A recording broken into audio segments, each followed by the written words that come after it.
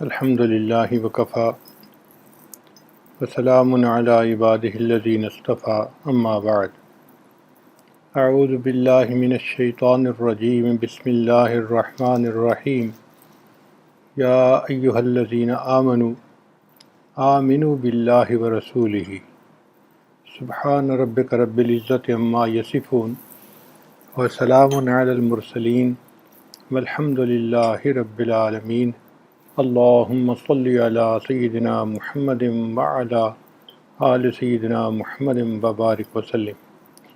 یا ایہا الذین آمنوا، اے ایمان والو، آمنوا باللہ ورسولہ، اللہ اور اس کے رسول پر ایمان لے آؤ۔ اس آیت کو پڑھنے والا حیران ہوتا ہے کہ اللہ تعالیٰ خطاب بھی ایمان والوں سے فرما رہے ہیں اور ان کو حکم بھی دے رہے ہیں کہ ایمان لاؤ۔ کیا مطلب؟ کہ اے ظاہر میں ایمان لانے والو، حقیقت میں اپنے ایمان کو مضبوط کرو۔ ایک چیز کی صورت ہوتی ہے اور ایک چیز کی حقیقت ہوتی ہے۔ اگر آپ غور کریں تو گنے کی ایک صورت ہے اور ایک گنے کی حقیقت ہے کہ اس کے اندر میٹھا رس ہوتا ہے۔ اگر کبھی آپ بانس کے پودے کو دیکھیں تو بانس کا چھوٹا پودا بالکل گنے کی شکل کا ہوتا ہے، ظاہر دونوں کا ایک جیسا، مگر بانس کے اندر وہ میٹھاس نہیں ہوتی جو گنے کے اندر ہوتی ہے۔ تربوز ایک پھل ہے، بڑے سائز کا ہوتا ہے اور اندر سے بہت میٹھا ہوتا ہے۔ اور ایک اور پھل ہے ہنزل، وہ بھی شکل میں بالکل تربوز کی طرح لیکن اندر سے انتہائی کڑوا ہوتا ہے۔ اب صورت ان کی ایک جیسی، حقیقت ان کی مختلف ہے۔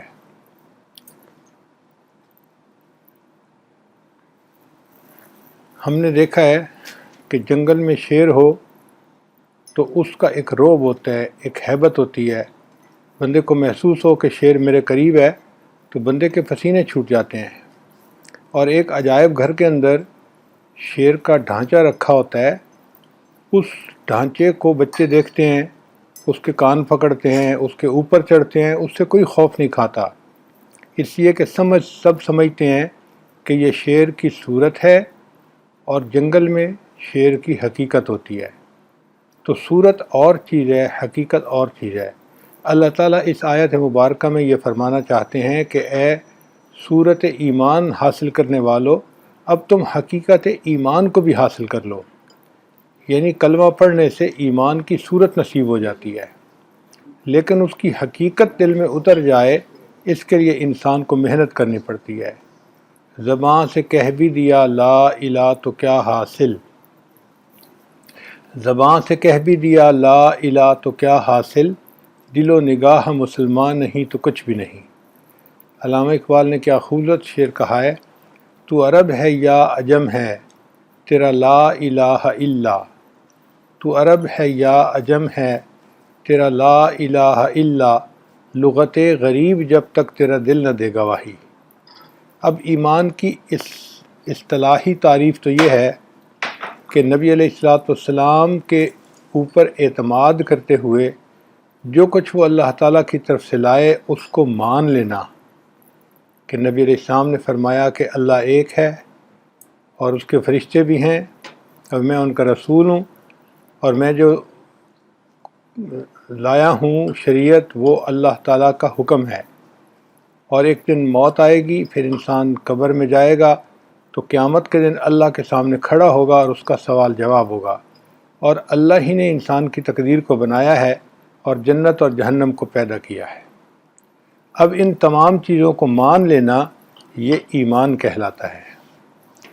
یہ دنیا دار الاسباب ہے اور اللہ تعالیٰ مسبب الاسباب ہیں۔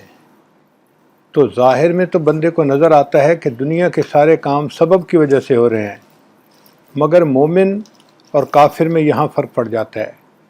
کافر سمجھتا ہے کہ یہی اسباب ہی سارا کچھ ہیں، اور مومن سمجھتا ہے کہ نہیں، یہ اسباب ظاہر میں نظر آ رہے ہیں، حقیقت میں ان اسباب کے پیچھے ایک ذات ہے جو مسبب الاسباب ہے، وہ کائنات کو چلا رہی ہے۔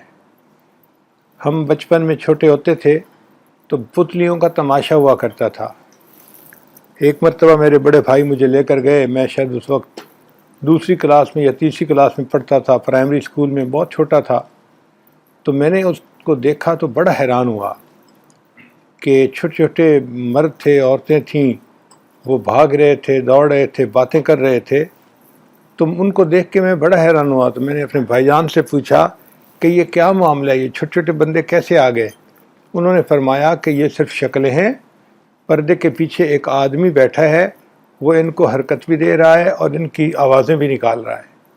تو دیکھیں، ظاہر میں کچھ نظر آتا تھا، حقیقت میں کچھ اور تھا۔ اسی طرح یہاں دنیا میں ظاہر میں نظر آتا ہے کہ اسباب سے سارا کام ہو رہا ہے، لیکن حقیقت میں ان اسباب کو پیچھے اللہ تعالیٰ ہی حرکت دے رہے ہوتے ہیں، اور اللہ تعالیٰ ہی مغیر الاحوال ہیں۔ اس لیے مومن کائنات کے نظام کو اوپر سے چلتا ہوا دیکھتا ہے۔ ایک دیہاتی آدمی شہر میں گیا تو وہاں اس نے دیکھا کہ دیوار میں سے ایک ٹوٹی نکل رہی ہے، اور جب اس ٹوٹی کو کھولتے ہیں تو اس میں سے پانی نکلتا ہے۔ وہ بڑا حیران ہو گیا۔ اس نے سوچا کہ ہمارے دیہات میں تو عورتیں تھک جاتی ہیں اور گھڑے میں پانی لے کے آتی ہیں کنویں سے، اتنی دور سے تھک جاتی ہیں، اور پانی بھی تھوڑا سا ہوتا ہے، تو کیوں نہ میں ایک ٹوٹی خرید لوں تاکہ گھر میں پانی آ جائے۔ چنانچہ اس نے ایک ٹوٹی خرید لی اور آ کے اپنے گھر کی دیوار کے اندر اس کو لگا دیا۔ پھر سب عورتوں کو خوشی خوشی بلا کے اس نے بتایا کہ دیکھو اب ہمیں پانی یہیں پہ مل جایا کرے گا۔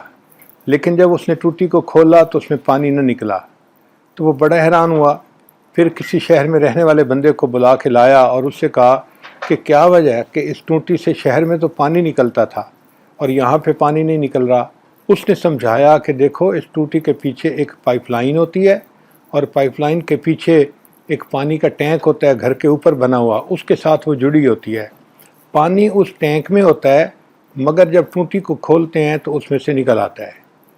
تو عام آدمی نے سمجھا کہ شاید ٹوٹی سے پانی نکل رہا ہے، لیکن جس کو حقیقت معلوم تھی وہ جانتا تھا کہ پانی تو اوپر ٹینکی سے آ رہا ہے۔ بالکل اسی طرح اس دنیا میں اسباب کو کافر دیکھتا ہے تو سمجھتا ہے کہ اسباب سارا کچھ کر رہے ہیں، حالانکہ ان اسباب میں نفع نقصان ڈالنا، بیماری شفا ڈالنا، عزت اور ذلت ڈالنا، یہ تو اللہ کا اختیار ہے۔ آپ نے کئی مرتبہ دیکھا ہوگا، ایک بندہ دودھ پیتا ہے اور صحت ہو جاتی ہے، دوسرا بندہ دودھ پیتا ہے اس کی وفات ہو جاتی ہے۔ کیوں؟ کہ فوڈ پوائزننگ ہو گئی۔ تو دودھ موت کا بھی ذریعہ بن جاتا ہے، دودھ زندگی کا بھی ذریعہ بن جاتا ہے۔ اللہ تعالیٰ جو اثر چاہتے ہیں اس کو عطا فرما دیتے ہیں۔ ہمیں دنیا میں رہتے ہوئے ان باتوں کو سمجھنا ضروری ہے۔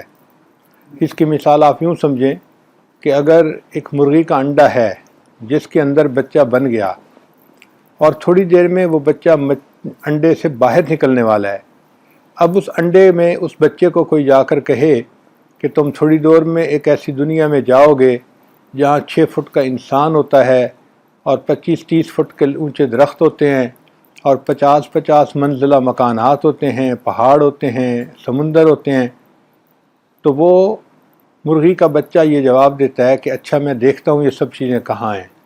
اب اگر وہ انڈے کے اندر رہ کر ان تمام چیزوں کو دیکھنا چاہے تو وہ نہیں دیکھ سکتا جب تک کہ انڈے سے وہ باہر نہیں آئے گا۔ اسی طرح اس دنیا میں رہتے ہوئے ہم چاہیں کہ ہم جنت اور جہنم کو دیکھ لیں تو ہم نہیں دیکھ سکتے، لیکن جیسے ہی موت آئے گی ہم اپنی آنکھوں سے جنت اور جہنم کو دیکھ لیں گے۔ یہی تو وجہ تھی کہ فرعون جو خدائی کا دعویٰ کرتا تھا، جب وہ مرنے لگا تو کہتا ہے آمنت برب موسیٰ و ہارون، میں موسیٰ اور ہارون کے رب پر ایمان لے آیا۔ فرشتے نے اسے کہا آلآن، اب اٹس ٹو لیٹ، اب تیرے ایمان کا کوئی فائدہ نہیں۔ تو اس لیے ہمیں چاہیے کہ ہم نبی علیہ السلام کے فرمانے پر جو آپ نے بتلایا سب کچھ کو تسلیم کر لیں، اس کو ایمان کہتے ہیں، اور اللہ کے ہاں اس کی بڑی قدر ہے۔ ایک چھوٹی مچھلی دریا کے اندر تیر رہی تھی، اس نے ایک گوشت کا ٹکڑا لٹکتا ہوا دیکھا، اس نے چاہا کہ کیوں نہ میں اس گوشت کو کھا لوں۔ اس نے بڑی مچھلی سے پوچھا کیا میں یہ گوشت کا ٹکڑا کھا سکتی ہوں؟ بڑی مچھلی نے کہا خبردار اس کے قریب بھی نہ جانا۔ اس نے پوچھا کیوں؟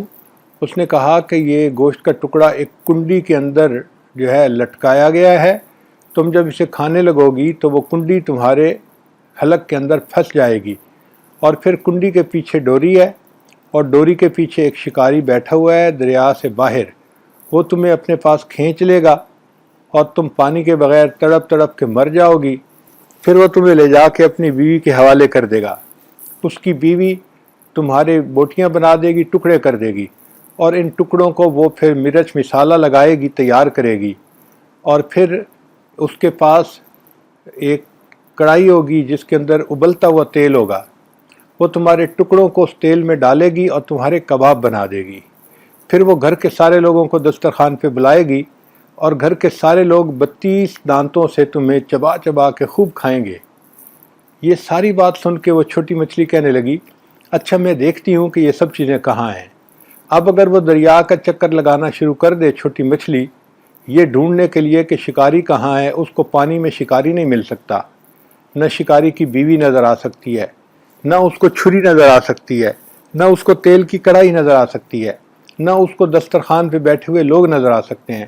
اگر وہ بڑی مچھلی کی بات مان لے تو اس کا فائدہ ہے، اور اگر نہیں مانے گی تو جیسے ہی گوشت کے ٹکڑے کو کھانے لگے گی اس کو شکاری کھینچے گا اپنی طرف، اور یہ ساری منزلیں وہ اپنی آنکھوں سے خود دیکھ لے گی۔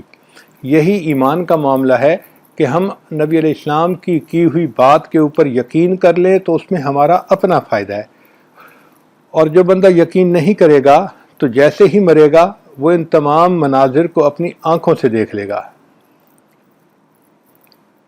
اللہ تعالیٰ اسباب بنا دیتے ہیں، کبھی بندے کے لیے بیماری کے سبب، کبھی بندے کے لیے صحت کا سبب، کبھی عزت کا سبب، کبھی ذلت کا سبب، یہ اللہ تعالیٰ بناتے ہیں۔ اس لیے کافر جو ہے وہ نظر سے دیکھ کے زندگی گزارتا ہے، اور مومن جو ہے وہ خبر کی زندگی گزارتا ہے۔ خبر سے کیا مراد؟ کہ جو نبی علیہ السلام نے فرما دیا بس اس بات کے مطابق اپنی زندگی گزار رہا ہوتا ہے۔ چنانچہ مشاہدات کے تذکروں سے یقین بگڑتا ہے اور غیب کے تذکروں سے یقین بنتا ہے۔ مومن دل کی آنکھ سے دیکھتا ہے کہ اعمال میں کامیابی ہے، اس لیے وہ اعمال کی طرف توجہ دیتا ہے۔ روزانہ نماز میں جو بلایا جاتا ہے حی علی الصلاۃ حی علی الفلاح، تو گویا اس میں سبق دیا جاتا ہے کہ آؤ نماز کی طرف، آؤ فلاح کی طرف، یعنی مومن کو یہ خبر دی جا رہی ہے کہ اعمال کی وجہ سے تجھے فلاح ملے گی۔ تو اعمال سے انسان کو کامیابی ملتی ہے اور بے عملی سے اس کو ناکامی ملتی ہے۔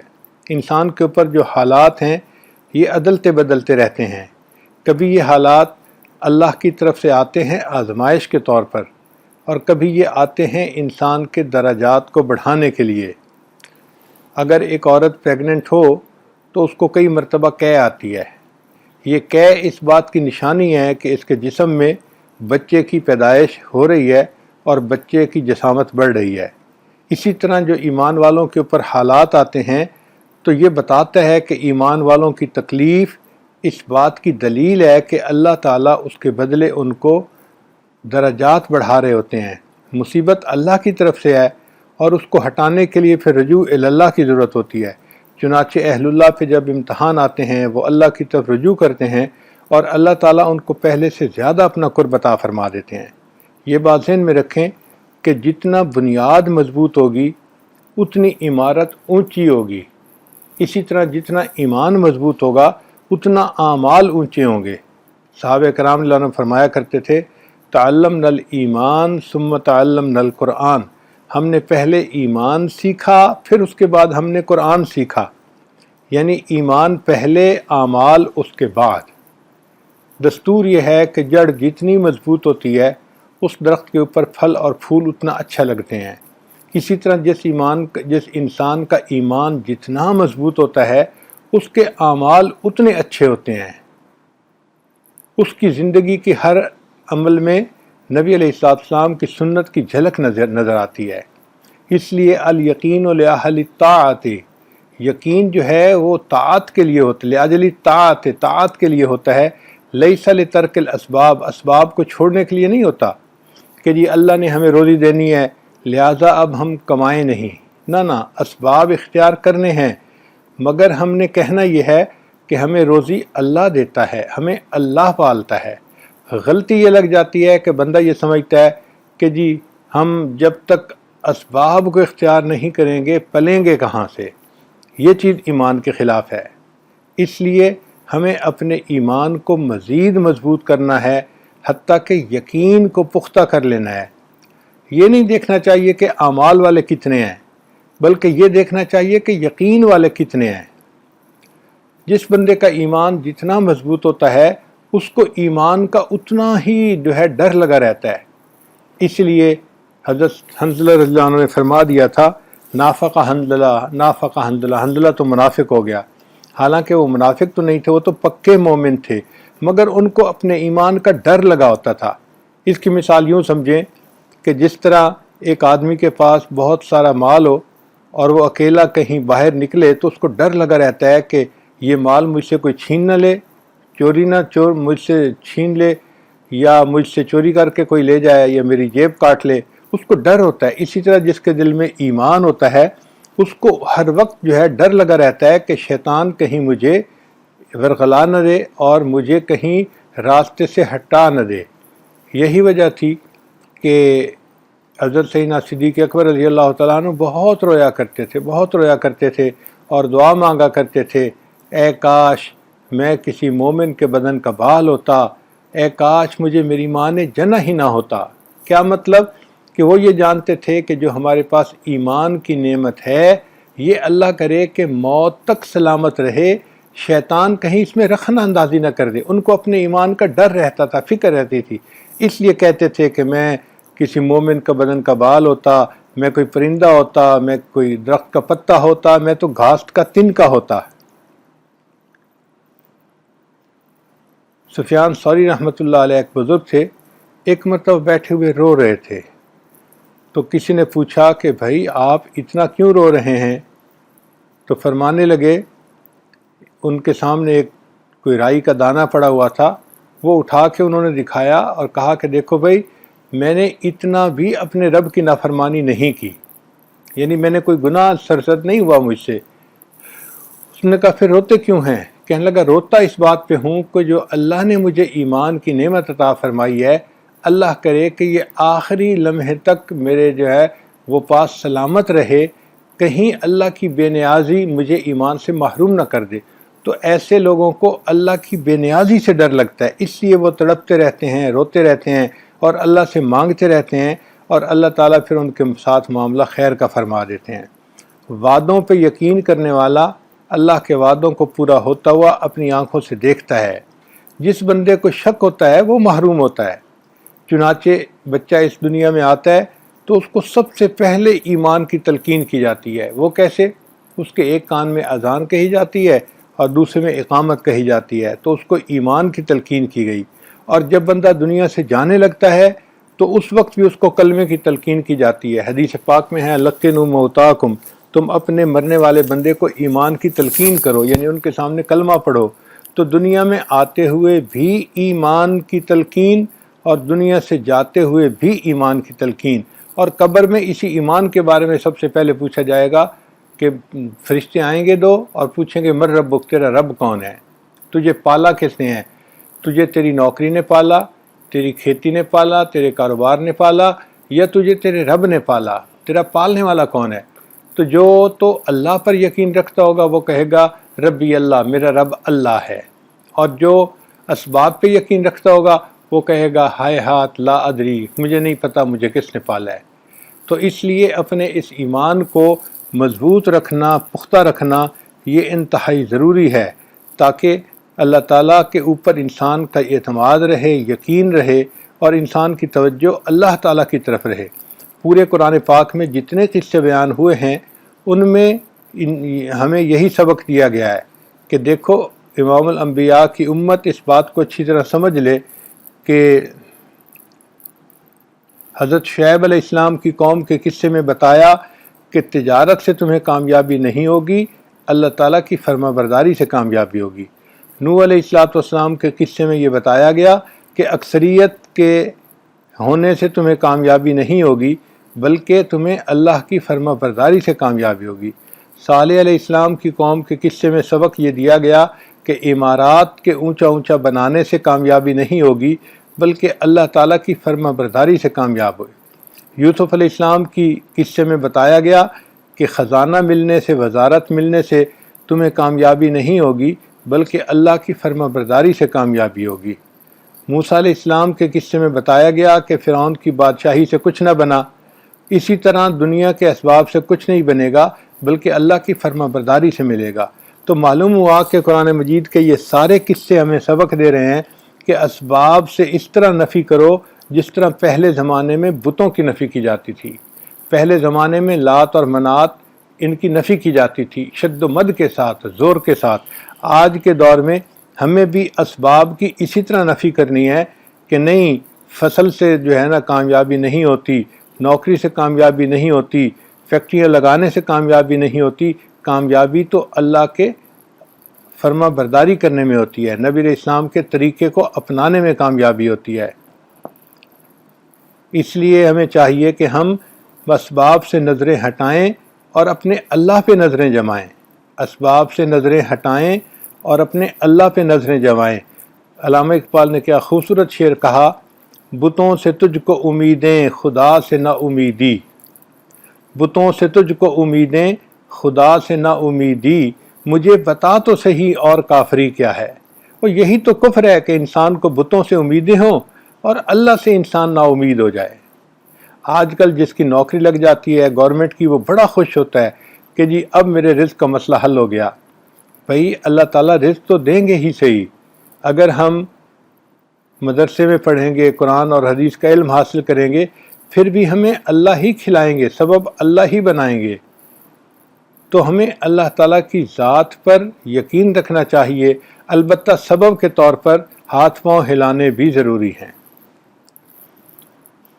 اسلاف اپنے بچوں کو ایمان اور یقین سکھایا کرتے تھے تاکہ بچوں کے ذہن میں بچپن ہی سے یہ بات بیٹھ جائے کہ ہمیں پالتا کون ہے؟ اللہ پالتا ہے۔ حضرت خواجہ قطب الدین بختیار کاکی رحمۃ اللہ علیہ کے حالات زندگی میں لکھا ہے کہ جب وہ بچے تھے تو ان کے والدین نے آپس میں فیصلہ کیا کہ ہم اس بچے کو مضبوط ایمان سکھاتے ہیں۔ چنانچہ ایک دن ان کی والدہ نے ان کے لیے روٹی بنائی اور اس کو کسی جگہ چھپا دیا۔ جب بچہ مدرسے سے آیا اس نے کہا کہ امی مجھے بھوک لگی ہے، تو ماں نے کہا بیٹا ہمیں بھی اللہ کھانا دیتا ہے اور تمہیں بھی اللہ کھانا دیتا ہے، ہم بھی اللہ سے مانگتے ہیں تو تم بھی اللہ سے مانگو، اللہ تمہیں دے گا۔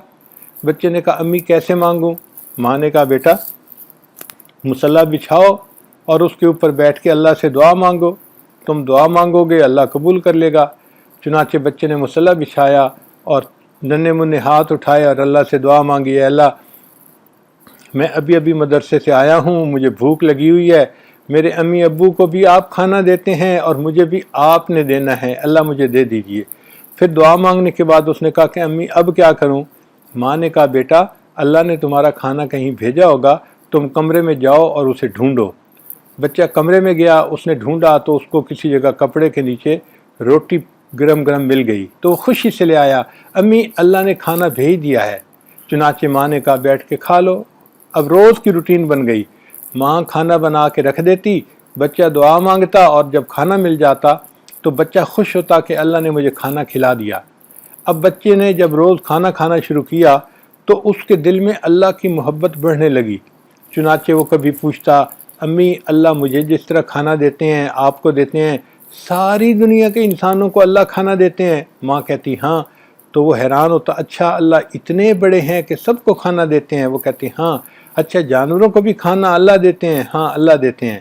تو بچے کے دل میں اللہ کی عظمت بڑھتی، محبت بڑھتی، اور بچہ پوچھتا اچھا اللہ کہاں پہ ہیں، اللہ خوش ہیں ناراض ہیں؟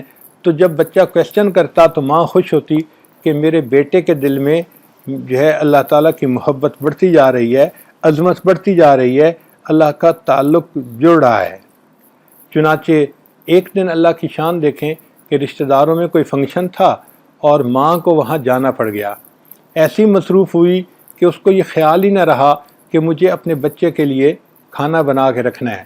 جب اس نے وقت دیکھا تو دیر ہو چکی تھی، بچے کے مدرسے سے آنے کا وقت ہو چکا تھا تو ماں بڑی پریشان ہوئی، اسی وقت نکلی اپنے گھر واپس آنے کے لیے۔ اب راستے میں تیز تیز چل بھی رہی ہے اور اللہ سے دعا بھی مانگ رہی ہے، اے اللہ میں نے اپنے بچے کا یقین بنانے کے لیے ایک حیلہ اختیار کیا تھا، اللہ آج میرا بیٹا اگر دعا مانگے گا اور اس کو کھانا نہیں ملے گا تو اس کا یقین کہیں ٹوٹ نہ جائے، اللہ غلطی تو میری ہے، مجھے معاف کر دینا اور میرے بیٹے کے یقین کو نہ ٹوٹنے دینا۔ خیر بچی جب ماں گھر آئی تو اس نے دیکھا کہ اس کا بیٹا بستر کے اوپر آرام کی نیند، میٹھی نیند سویا ہوا تھا۔ ماں نے جلدی سے روٹی بنا لی اور روٹی بنا کے آئی اور اپنے بیٹے کا رخسار کا بوسہ لیا اور اسے جگا کے کہا، بیٹا تجھے تو بڑی بھوک لگی ہوگی، تو آ کے سو گیا؟ تو بچہ اٹھ کے بیٹھ گیا، حشاش بشاش تھا، کہنے لگا امی نہیں مجھے بھوک نہیں لگی ہوئی۔ تو ماں نے پوچھا بیٹا کیوں نہیں لگی ہوئی؟ امی میں جب مدرسے سے آیا تو میں نے مصلی بچھا کے اللہ سے دعا مانگی، پھر میں کمرے میں گیا تو مجھے ایک جگہ روٹی پڑی ہوئی مل گئی، امی روٹی کھائی لیکن جو مزہ مجھے آج کی روٹی میں آیا امی وہ مزہ مجھے پہلے کبھی نہیں آیا۔ تو ماں نے اللہ کا شکر ادا کیا کہ اللہ آپ نے میرے بچے کے یقین کو سنبھال لیا، اس کو ٹوٹنے نہیں دیا۔ چنانچہ ہندی میں روٹی کو کاکی کہتے ہیں، ان کے ساتھ نام کے یہ لفظ جڑ گیا قطب الدین بختیار کاکی، اور یہ جب بڑے شیخ بنے اپنے وقت کے تو ان کو کہا جاتا تھا خواجہ قطب الدین بختیار کاکی رحمۃ اللہ علیہ۔ دہلی میں آج بھی ایک جگہ ایک اونچا مینار بنا ہوا ہے جس کو قطب مینار کہتے ہیں، اور اس کے قریب ہی حضرت کی قبر ہے جہاں پر وہ آرام فرما رہے ہیں۔ تو پہلے وقتوں میں ماں باپ اپنے بچوں کو یقین سکھایا کرتے تھے، آج کے ماں باپ کے اپنے یقین نہیں بنے ہوتے، وہ اپنے بچوں کو کیا یقین سکھائیں گے؟ اس لیے چاہیے کہ ہم اس محنت کو کریں تاکہ ہمارا بھی یقین مضبوط ہو، ہمارے بچوں کا یقین بھی مضبوط ہو، اور ہم اعمال کے راستے کو اپنائیں اور اپنے اللہ کو منائیں۔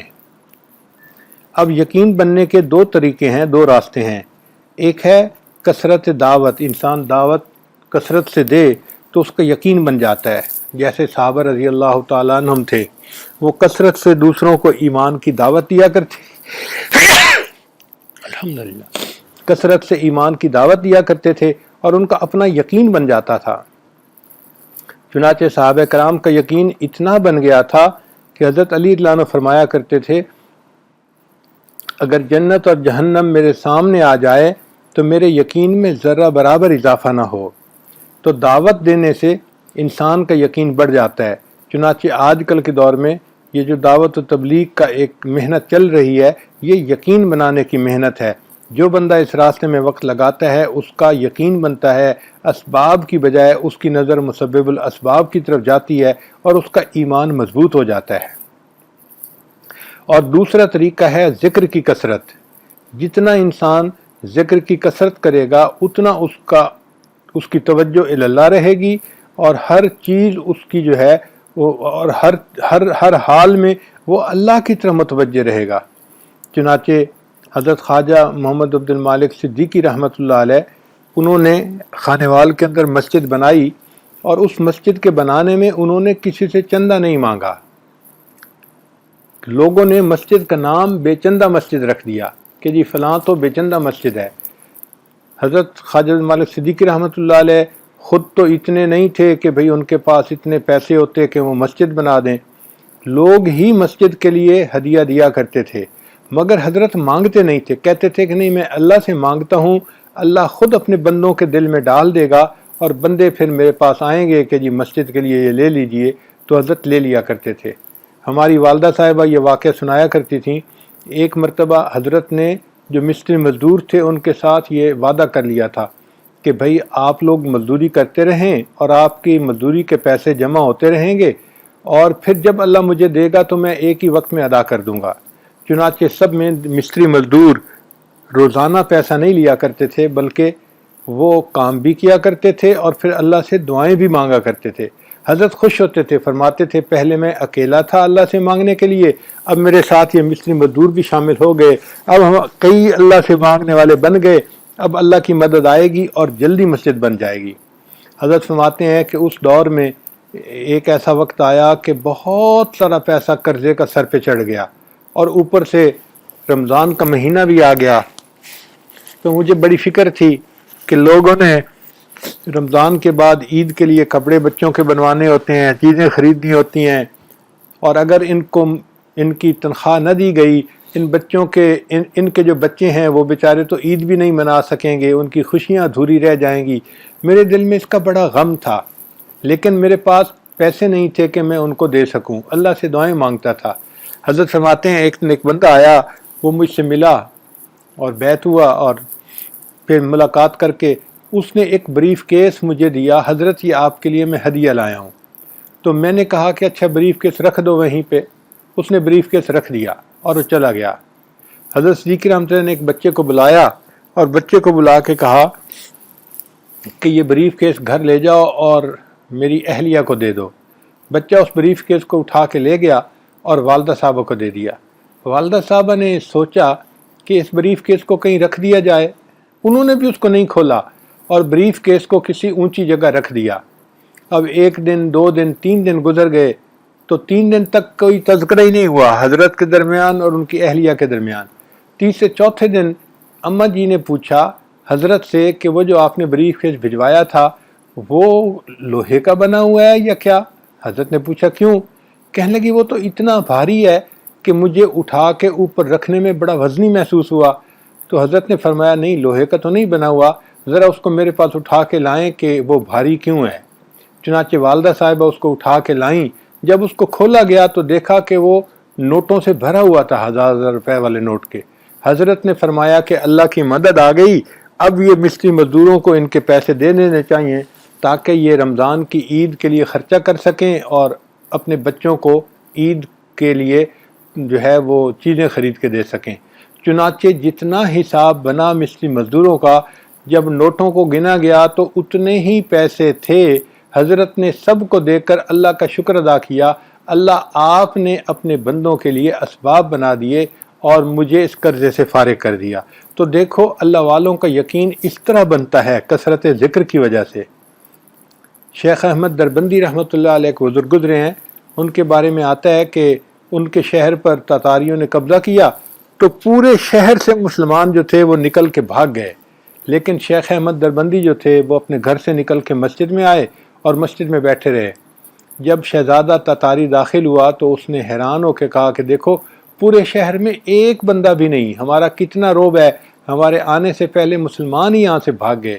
اس کو بتایا گیا کہ پورا شہر خالی ہے مگر ایک مسجد میں ایک بوڑھا بندہ بیٹھا ہوا ہے۔ اس نے کہا اس کو ہتھکڑیاں لگا کے پاؤں میں بیڑیاں ڈال کے میرے سامنے پیش کرو۔ چنانچہ شیخ احمد دربندی رحمۃ اللہ علیہ کو ہتھکڑیاں لگا کے اس تاتاری شہزادے کے سامنے پیش کیا گیا۔ تو تاتاری شہزادے نے اس سے سوال کیا کہ تم یہاں سے کیوں نہیں نکلے؟ اس نے کہا جی کہ میں اپنے گھر سے نکل کے اللہ کے گھر میں آ کے بیٹھ گیا تھا، اب مجھے اللہ کے گھر سے تو کوئی نہیں نکال سکتا۔ اس نے کہا کہ اچھا اب تمہیں دیکھو نا میں نے پکڑا ہے، اب تمہیں مجھ سے کون چھڑائے گا؟ جب شہزادے نے اسے کہا کہ ہم نے تجھے پکڑا ہے، ہتھکڑیاں لگائی ہیں، اب تمہیں ہم سے کون چھڑائے گا؟ تو شیخ احمد دربندی جو تھے انہوں نے فرمایا اللہ۔ جیسے انہوں نے اللہ کا لفظ کہا ان کے ہاتھوں کی جو لوہے کی زنجیریں تھیں وہ ٹوٹ کے نیچے گر گئیں۔ وہ جو شہزادہ تھا تاتاری اس کے دل پر روب پڑ گیا، سمجھ گیا کہ یہ کوئی اللہ والا ہے۔ چنانچہ اس نے کہا اچھا میں آپ کو یہاں رہنے کی اجازت دیتا ہوں، آپ اپنے گھر میں جائیں رہیں، ہم آپ کا احترام کریں گے، آپ کو کوئی تکلیف نہیں پہنچائیں گے۔ چنانچہ شیخ احمد دربندی رحمۃ اللہ علیہ وہاں پہ رہنے لگ گئے۔ یہ شہزادہ کبھی کبھی حضرت کو ملنے کے لیے رات کے اندھیرے میں آیا کرتا تھا کہ لوگوں کو پتہ نہ چلے، تو حضرت اس کو ایمان پہ لے آئے اور اس کو نیکی کی طرف لے آئے۔ پھر حضرت نے اس کو کہا کہ دیکھو جب تمہیں جو ہے وہ بادشاہت ملے گی تم اس وقت اپنے ایمان کا اعلان کر دینا، ابھی اعلان مت کرو۔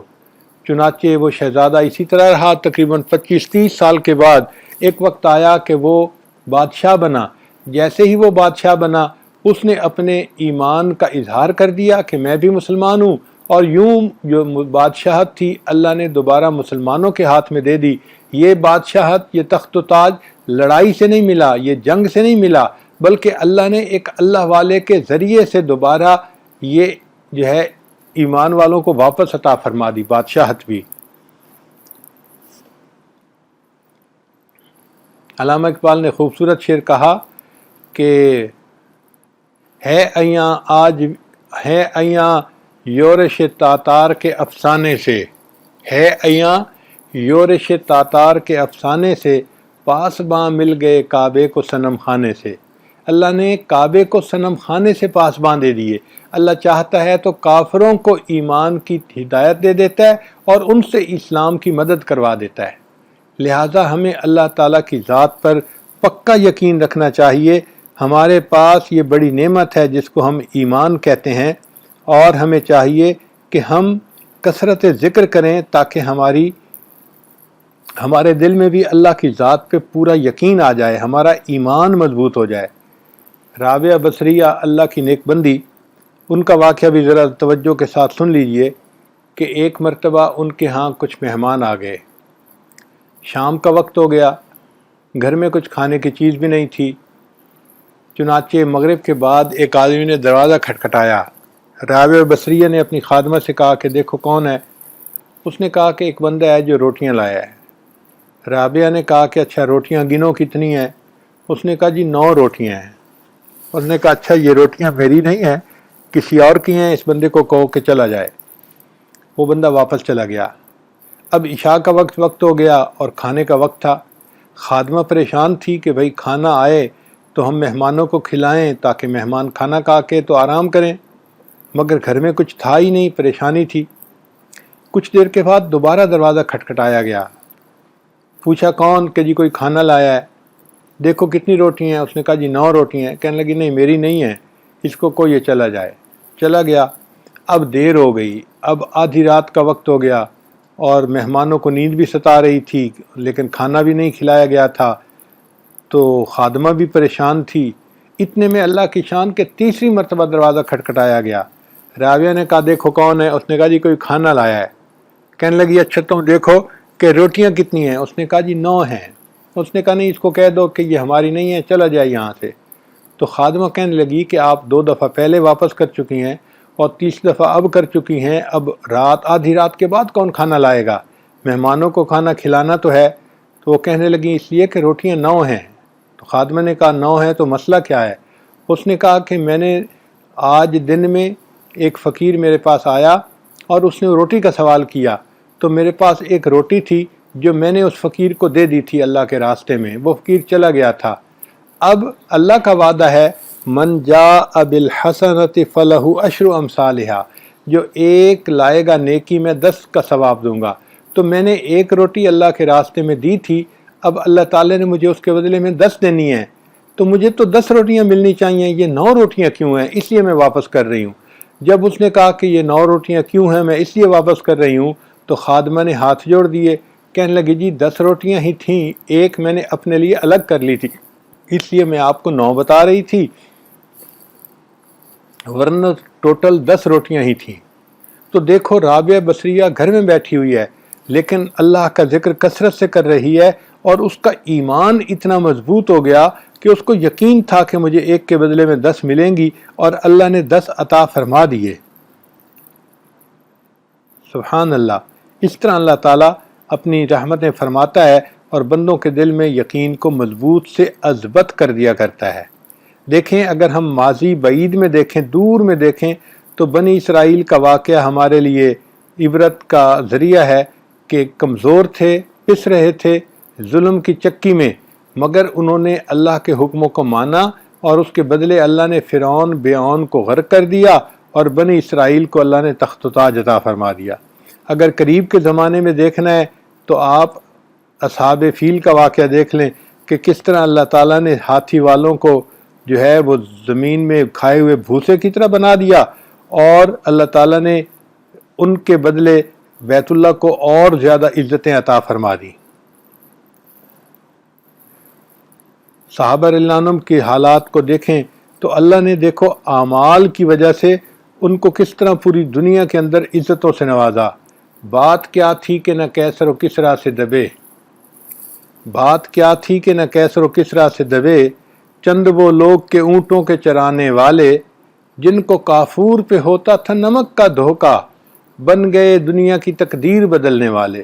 وہ اتنے سادہ لوگ، ان پڑھ لوگ کہ جو کافور کو نمک سمجھتے تھے، اللہ نے ان کو وہ کامیابی عطا فرما دی کہ دنیا کی تقدیر بدل کے رکھ دی انہوں نے۔ تو صحابہ رضی اللہ عنہم کے اعمال جو تھے ان کی وجہ سے اللہ نے ان کو دنیا میں بھی فتح عطا فرمائی، عزت عطا فرمائی، اور ان کو اللہ تعالیٰ نے آخرت کی بھی نعمت عطا فرمائی۔ ہم بھی اگر چاہتے ہیں کہ ہمیں دنیا میں فلاح ملے، نیکی ملے، کامیابی ملے، تو ہمیں اعمال کو اپنانا پڑے گا اور نیکی کو استقامت کے ساتھ کرنا پڑے گا۔ ایمان کا کمال یہ ہے، یہ بات بہت توجہ کے ساتھ سنیے، ایمان کا کمال یہ ہے کہ انسان کی توجہ غیر سے ہٹ کر اللہ کی طرف ہو جائے۔ ایمان کا کمال یہ ہے کہ انسان کی توجہ ما سوا سے ہٹ کے اللہ کی طرف ہو جائے، دنیا سے ہٹ کے آخرت کی طرف ہو جائے، اسباب سے ہٹ کے اعمال کی طرف لگ جائے۔ تو جو بندہ اسباب سے اعمال کی طرف لگ جائے، دنیا سے آخرت کی طرف متوجہ ہو جائے اور ما سوا کی بجائے اللہ کی طرف متوجہ ہو جائے، آپ سمجھ لیں کہ اس بندے کا ایمان جو ہے وہ مضبوط ہو گیا ہے اور اس کو کمال حاصل ہو گیا ہے۔ ہمارے پاس مال جو ہے بڑی قیمتی چیز ہوتی ہے، لیکن مال سے جان زیادہ قیمتی ہوتی ہے۔ انسان بیمار ہو جاتا ہے تو مال خرچ کر دیتا ہے کہ جی آخر ہمیں اپنے لیے علاج کروانا ہے، تو معلوم ہوا کہ جان زیادہ قیمتی ہے مال کے لیے۔ پھر جان سے بھی زیادہ انسان کی عزت قیمتی ہوتی ہے، انسان اپنی عزت کے لیے اپنی جان کی بھی بازی لگا دیتا ہے۔ چنانچہ اگر کوئی عورت اپنی عزت بچانے کے لیے اپنی جان قربان کر دے تو شریعت کا یہ فیصلہ ہے کہ وہ عورت شہیدہ ہوتی ہے، اللہ تعالیٰ آخرت میں اس کو شہادت کا رتبہ عطا فرمائیں گے۔ تو مال سے جان عزیز ہوتی ہے، جان سے عزت عزیز ہوتی ہے، اور عزت سے ایمان عزیز ہوتا ہے۔ ایمان سب سے قیمتی چیز ہے جو اللہ نے ہمیں عطا فرمائی ہے۔ چنانچہ ہم اپنے ایمان کو مضبوط کرنے کی کوشش کریں اور اس کو بچا کے رکھیں فتنوں سے۔ آج ایسا وقت آ گیا کہ شیطان انسان کے ایمان کو خراب کرنے کے لیے، اعتماد کو خراب کرنے کے لیے فتنے جو ہے نا پھیلا رہا ہے، اور فتنہ پرور لوگ دوسروں کا ایمان خراب کرنے کے لیے ایسی غلط فہمیاں پیدا کر دیتے ہیں کہ لوگوں کے ایمان خراب ہو جاتے ہیں۔ اللہ تعالیٰ ہمیں مضبوط ایمان کے ساتھ زندگی گزارنے کی توفیق عطا فرمائے۔ کتابوں میں لکھا ہے کہ بہلول دانا رحمۃ اللہ علیہ ایک بزرگ تھے، ایک مرتبہ دریا کے کنارے بیٹھے ہوئے چھوٹے چھوٹے گھر بنا رہے تھے ریت کے۔ ہارون رشید نے پوچھا بہلول کیا کر رہے ہو؟ بہلول نے کہا گھر بنا رہا ہوں۔ کیوں؟ کہ جو خریدے گا میں اس کے لیے دعا کروں گا کہ اللہ تعالیٰ اس کے بدلے اس کو جنت میں گھر عطا فرما دے۔ ہارون رشید نے سمجھا ایک مجذوب آدمی ہے جو اپنے حال میں بیٹھا ہوا جنت کے مکانوں کے سودے کر رہا ہے۔ وہ آگے چلا گیا، پیچھے ہارون رشید کی بیوی آ رہی تھی زبیدہ خاتون، اس نے بھی بہلول کو سلام کیا، پوچھا بہلول کیا کر رہے ہو؟ بہلول نے کہا کہ مکان بنا رہا ہوں۔ پوچھا کس لیے؟ کہنے لگا کہ جو بندہ خریدے گا میں دعا کروں گا کہ اللہ اس کے بدلے اس کو جنت میں گھر عطا فرما دے۔ اس نے پوچھا کہ مکان کی قیمت کیا ہے؟ تو بہلول نے کہا کہ 1 دینار ہے۔ چنانچہ زبیدہ نے 1 دینار بہلول کو دے دیا اور اپنے لیے دعا کروا لی، چلی گئی۔ اب رات کو جب ہارون رشید سویا تو اس نے دیکھا کہ جنت ہے اور اس کے اندر خوبصورت مکان بنے ہوئے ہیں۔ کوئی ایسا مکان ہے کہ 1 اینٹ سونے کی، 1 اینٹ چاندی کی، بڑے خوبصورت مکان بنے ہوئے ہیں، اور اس میں ایک سرخ یاقوت کا مکان ہے جو بہت خوبصورت ہے، اور اس کے دروازے کے اوپر زبیدہ کا نام لکھا ہوا ہے۔ جب اس نے اپنی بیوی کا نام لکھا ہوا دیکھا تو ہارون رشید قریب ہوا، جب دروازے پر پہنچا تو وہاں پہ ایک سیکیورٹی گارڈ تھا، اس نے اس کو روکا۔ ہارون رشید نے اس سے کہا کہ آپ نے مجھے کیوں روکا؟ اس نے کہا اس لیے کہ آپ کا نام کیا ہے؟ اس نے کہا ہارون رشید۔ اس نے کہا کہ نہیں، یہ تو زبیدہ کا مکان ہے، اور یہاں پر جس کا مکان ہو وہی اندر جا سکتا ہے، دوسرا بندہ نہیں جا سکتا۔ وہی بندہ اندر جا سکتا ہے، دوسرا نہیں جا سکتا، آپ جاؤ۔ جب ہارون رشید کو دھکا ملا تو اس کی آنکھ کھل گئی، اور آنکھ کھلنے کے بعد وہ بڑا پریشان تھا کہ یہ مکان تو زبیدہ کا ہے، میرا نہیں ہے۔ ساری رات سوچتا رہا کہ میں تو بادشاہ ہو کے بے وقوف نکلا کہ میں نے موقع ضائع کر دیا، اور میری بیوی مجھ سے زیادہ عقل مند نکلی، اس نے کسی اللہ والے کی دعا لے لی اور اس کو اللہ نے جنت میں گھر دے دیا۔ اب خیر سارا دن وہ اسی طرح پریشان رہا۔ اگلے دن پھر وہ جب کام کو ختم کیا عصر کے وقت تو گھر آیا اور بیوی کو کہا کہ چلو دریا کے کنارے سیر کے لیے چلتے ہیں۔ اب دریا کے کنارے جب سیر کے لیے گیا تو پھر وہاں اس نے دیکھا کہ بہلول ابھی بھی بیٹھا ہوا وہ مکان ہی بنا رہا تھا۔ آج پھر اس نے کہا بہلول کیا کر رہے ہو؟ اس نے کہا مکان بنا رہا ہوں۔ بھائی کس لیے؟ کہ جو مکان خریدے گا میں دعا کروں گا اللہ اس مکان کے بدلے اس کو جنت میں مکان عطا فرما دے۔ تو ہارون رشید نے کہا اچھا اس کی قیمت کیا ہے؟ اس نے کہا پوری دنیا کی بادشاہی۔ تو ہارون رشید حیران ہو گیا، بہلول کل تو 1 دینار کا دے رہے تھے اور آج پوری دنیا کی بادشاہی مانگ رہے ہو، میں پوری دنیا کی بادشاہی دے بھی نہیں سکتا۔ تو بہلول نے کہا کہ بادشاہ سلامت، کل بن دیکھا معاملہ تھا اس لیے قیمت تھوڑی تھی، آج دیکھا ہوا معاملہ ہے اس لیے قیمت زیادہ ہے۔ تو یہی بات ہے، آج بن دیکھے ہم نے آخرت کو مانا ہے اس لیے جنت سستی مل رہی ہے۔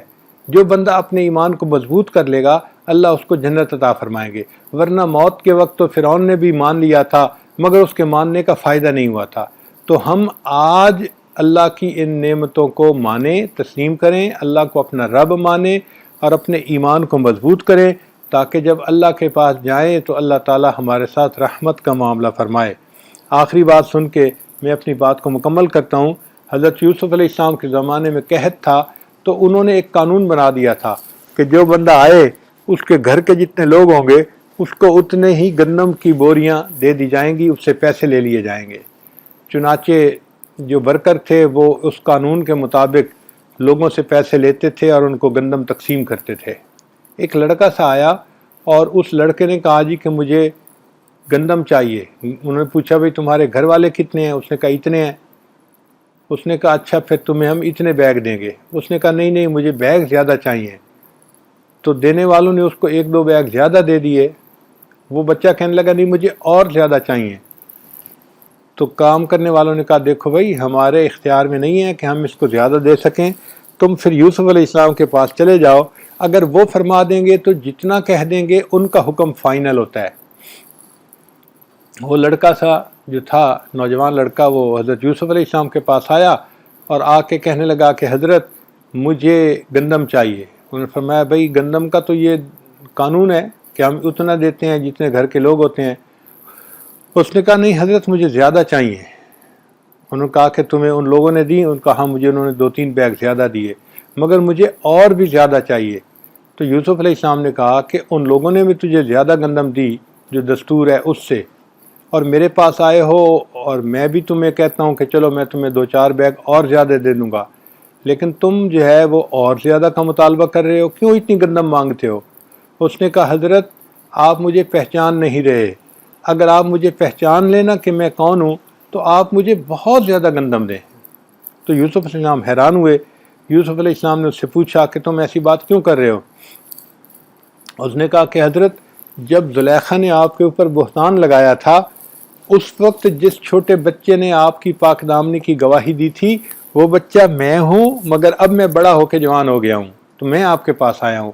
حضرت یوسف علیہ السلام نے جب یہ بات سنی تو آپ کو بچے پہ اتنا پیار آیا کہ آپ نے اس بچے کو اپنے قریب بلایا، اس کے ماتھے کو بوسہ دیا، اس کو گلے لگایا، بگ ہگ دیا اور پیار کے ساتھ اس کو رخصت کیا اور اس کو ڈبل ٹرپل جو ہے گندم دی، اور لوگوں کو کہا کہ یہ گندم تم لے جاؤ اور اس کے ساتھ سواریاں اپنی ہوں اور اس کو گھر بھی پہنچا کے آؤ۔ جب یوسف علیہ السلام نے اس نوجوان کو اس طرح عزت کے ساتھ رخصت کیا تو اللہ تعالیٰ نے وحی نازل فرمائی، اے میرے پیارے یوسف علیہ السلام آپ نے اس لڑکے کو بڑی عزت سے نوازا۔ عرض کیا اے اللہ کیوں نہ نوازتا، یہ وہ لڑکا ہے جس نے میری پاک دامنی کی گواہی دی، آج یہ میرے پاس آیا تو میرا دل چاہا کہ میں اس کو اتنا دوں جتنا میں دے سکتا ہوں۔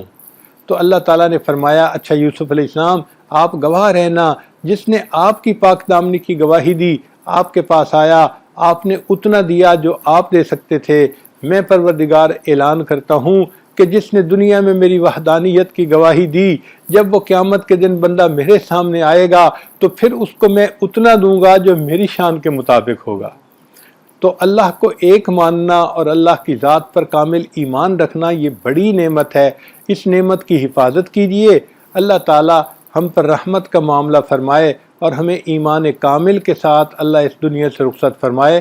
ہم نے اپنے بڑوں سے سنا ہے کہ جو بندہ عام مسلمانوں کی غیبت کرتا ہے وہ فسق و فجور میں ملوث ہو جاتا ہے، اور جو بندہ علماء صلحاء نیکوں کی غیبت کرتا ہے اس کو اللہ تعالیٰ موت کے وقت ایمان سے محروم فرما دیتے ہیں۔ اللہ تعالیٰ ہمیں محرومی سے محفوظ فرمائے اور ایمان کے وقت ساتھ اللہ تعالیٰ اس دنیا سے اپنے وقت پہ لے جائے۔ وآخر دعوانا ان الحمد للہ رب العالمین۔